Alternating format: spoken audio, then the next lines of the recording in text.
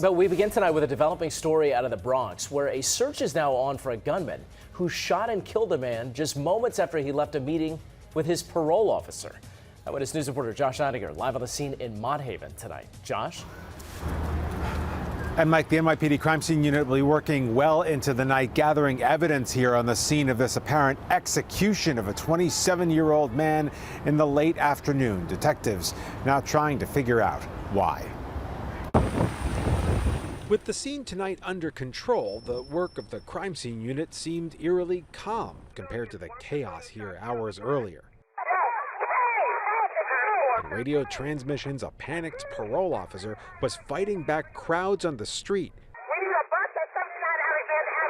as she frantically called for an ambulance after a shooting, and a police dispatcher struggled to make sense of it all. Who was shot?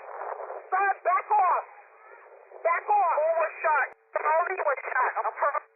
Parole was shot. Please send someone to 79 Help is on the way, ma'am. Help is on the way. People were getting close, and they were like, back up, you know, with their guns out. It all unfolded right in front of Clarissa Aliedo after the shooting of a 27-year-old man while he left a scheduled meeting with his parole officer at a state parole office here in Mott Haven. Minutes earlier, she'd already called police when she saw a group of men approaching the office and just knew something wasn't right. I saw masks, ski masks, coverings.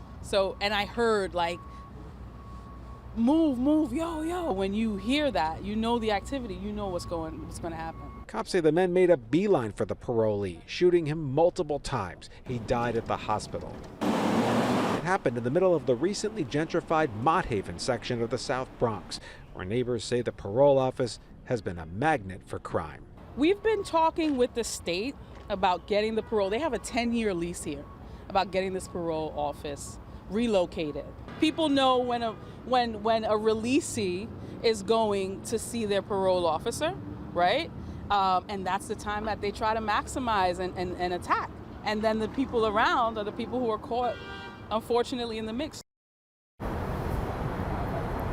And we did ask the state office that controls the parole system, for comment on those comments about its office here in the South Bronx, but it referred all calls to the NYPD, which is in the middle of investigating this homicide. The victim in this case has not been publicly identified. Police are right now looking for 3 people who fled the scene. We're live in the Mott Haven section of the Bronx tonight. Josh Einiger, Channel 7, Eyewitness News.